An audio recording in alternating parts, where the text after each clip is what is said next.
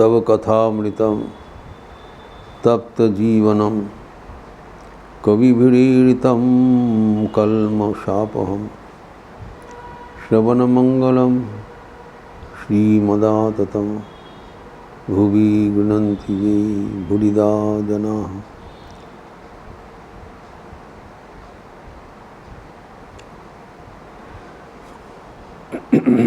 जो मन को शांत करने के लिए, मन को ईश्वरमुखी करने के लिए जो साधन बताया वो है जप, भगवान का नाम दोहराना।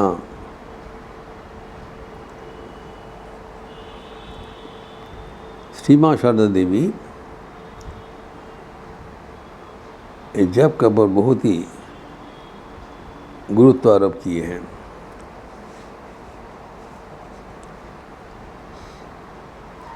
उन्होंने कहा करते थे जपात सिद्धि।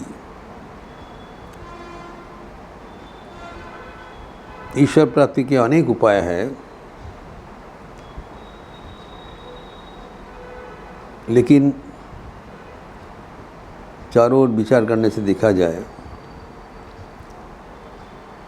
ये जप अर्थात ईश्वर के नाम दोहराना सहजतम है एवं महत्तम है, क्योंकि इसमें कोई उपचार का जरूरत नहीं होता है, कोई अनुष्ठान का प्रयोजन नहीं होता है। मन ही मन ईश्वर के नाम लेना, ईश्वर के नाम चिंतन करना,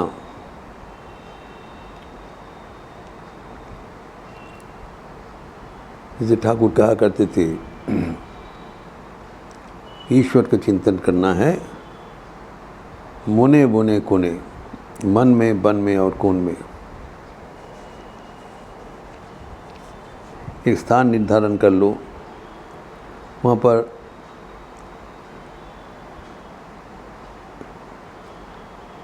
नियमित रूप से निरंतर बैठ के भगवान का नाम लो। भगवान का नाम लेने के लिए शारीरिक एवं मानसिक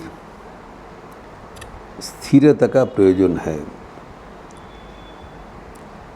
जैसे कि कहा गया है, श्री माँ शारदा देवी कहा करते थे बोसले देहो स्थिर, नाम करते करते मन स्थिर। एक जगह में बैठ जाने से ही शरीर स्थिर हो जाता है, लेकिन मन स्थिर नहीं होगा, मन चंचल है। तो भगवान का नाम नियमित रूप से बारंबार लेने से मन अपने आप स्थिर हो जाएगा, सांस प्रश्वास भी संतुलित हो जाएगा ऑटोमेटिक।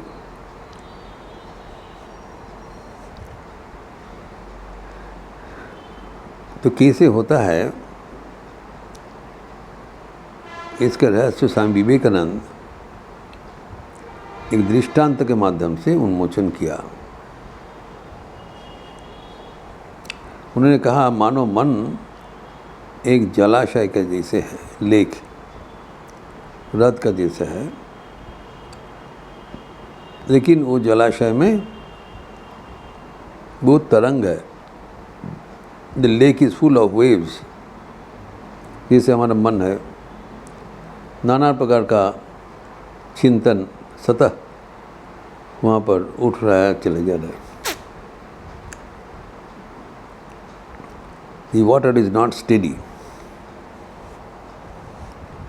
तो वो जलाशय के एक कोने पर बैठ के अगर कोई एक लाठी लेके, स्टिक लेके जलाशय में एक तरंग उत्थित करे, let him generate a set of vibrations। इसी तो मन एक तरंग है, ये और एक तरंग सृष्टि किया जा रहा है नियमित रूप से, रिदमिक। तो धीरे धीरे ये जो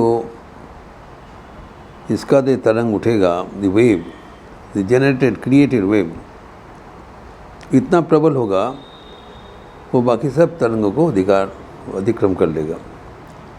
तो मन में सिर्फ एक ही तरंग रहेगा, शांत नहीं होगा, एक ही तरंग रहेगा। इसको एकाकार वृत्ति कहलाता है। लेकिन दिस इज आर्टिफिशियली क्रिएटेड, अपने आप नहीं हो रहा है। हम स्वयं सक्रिय होकर मन में ये तरंग उत्थित कर रहा हूँ, और जैसे हम ये तरंग बंद कर देंगे मन शांत हो जाएगा।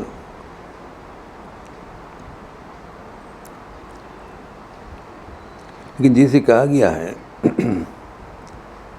कि मन का दो विपत्तियां हैं, एक है ये अस्थिर, रेस्टलेस, और दूसरा ये साफ नहीं है। मन का गंदगी क्या है? नाना प्रकार का कामना वासना, जो मन के भीतर में अनेक जन्म से पड़े हुए हैं। तो अगर वो जो लाठी से तरंग उत्थापन कर दिया जाए तो पानी तो स्थिर हो गया, लेकिन पानी तो साफ नहीं हुआ। अगर वो लाठी एलार्म का हो, फिटकिरी का हो, तो क्या होगा? प्रतिबार वो संघात से जितना कूड़ा कचरा है सब नीचे गिर जाएगा, सेटल कर जाएगा। वैसे ही अगर हम जो नाम से हम जप कर रहे हैं वो भगवान का नाम हो,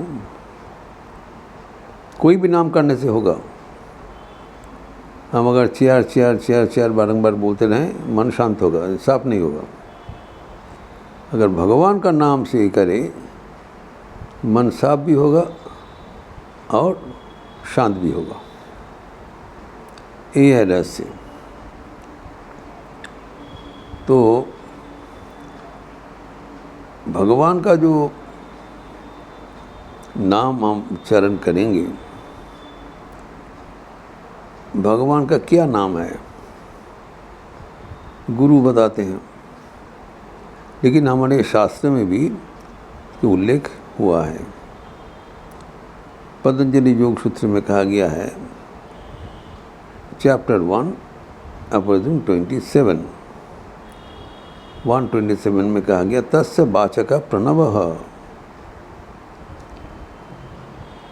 ये प्रश्न आया है उपनिषद में, what is the name of God? ऋषिगण का दर्शन हुआ, आविष्कार किया कि यह है प्रणव अर्थात ओंकार ध्वनि। ये सृष्टि का प्रारंभ में यही शब्द ब्रह्म है, यही परमात्मा का नाम है। और नाम और नामी अभेद, अर्थात नाम से अगर हम भगवान को पुकारते रहें तो धीरे धीरे आखिर में हम भगवान के पास युक्त हो जाएंगे। तो ये है ईश्वर के नाम जप करने का रहस्य। लेकिन इसमें एक महत्वपूर्ण बात है कि सिर्फ नाम रटने से काम बनेगा नहीं। हमें याद रखना पड़ेगा कि ये कोई मैकेनिकल प्रोसेस है नहीं, ये मानसिक प्रक्रिया। तो कोई भी तो एक मशीन से अगर नाम रटते चले तो उसका भगवान लाभ हो जाएगा, ऐसे नहीं होगा। तो ये नाम दोहराते समय भगवान का चिंतन भी होना चाहिए, ये सबसे महत्वपूर्ण बात है। सिर्फ आप कुछ भगवान का नाम ले रहे हैं, मन दूसरा कुछ चिंतन करने से वो विल बी काउंटर प्रोडक्टिव। इसीलिए परवर्ती सूत्र में कहा गया है, तत् जप तत् अर्थ भावनाम।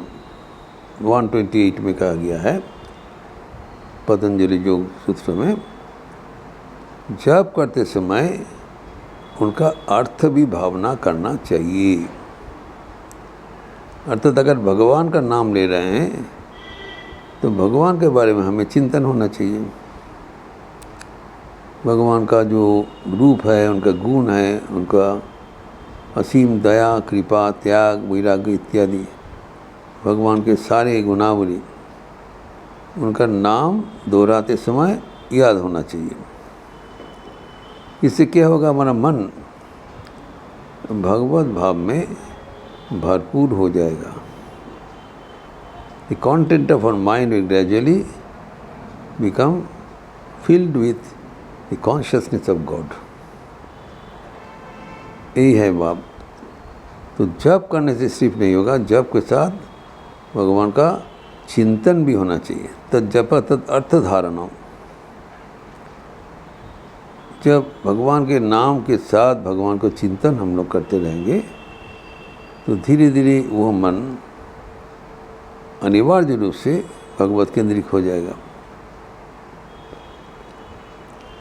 और भगवान का जो करुणा, भगवान को दया, भगवान का प्रेम वो आपसे आप हम मन को सात्विक बना देगा। मन में जो राजसिक तामसिक भावना है वो सबड्यूड रहेगा लेकिन सक्रिय नहीं हो पाएगा। तो अभी जो जप करने का जो प्रक्रिया बताया ये हम कर सकते हैं। पतंजलि योग सूत्र में मुझे कहा गया है कि प्रत्याहार, धारणा, ध्यान, समाधि। समाधि का पहले ध्यान करना चाहिए। ध्यान किया नहीं जाता है, ध्यान होता है। मन जब शांत हो जाएगा तब मन की अवस्था का नाम है ध्यान। करके ध्यान हम लोग सफल नहीं हो पाएंगे। जप हम कर सकते हैं। जप एक क्रियात्मक है। भगवान का नाम हम दोहरा सकते हैं एवं नाम दोहराते समय भगवान का चिंतन कर सकते हैं। इसी करते हुए जब मन शांत हो जाएगा, मन भगवत भाव में भरपूर हो जाएगा, तो अपने आप जब स्तब्ध हो जाता है एवं ध्यान हो जाता है।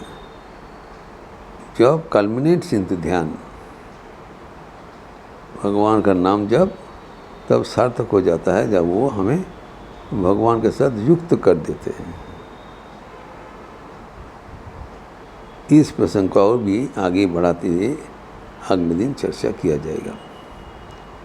ओम शांति शांति शांति। हरि ओम तत्सत। श्री राम कृष्णार्पणमस्तु।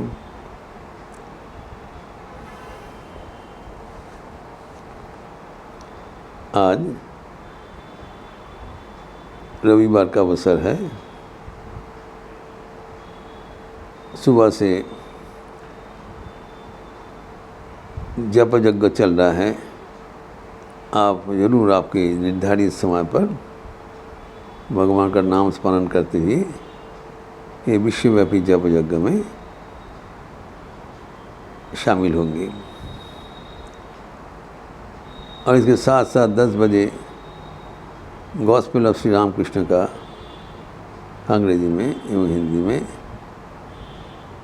ठाकुर के वाणी को चर्चा होगी रामकृष्ण मठ ऑडिटोरियम में लखनऊ में। एवं शाम को 5 बजे जुमाओं का संगोष्ठी,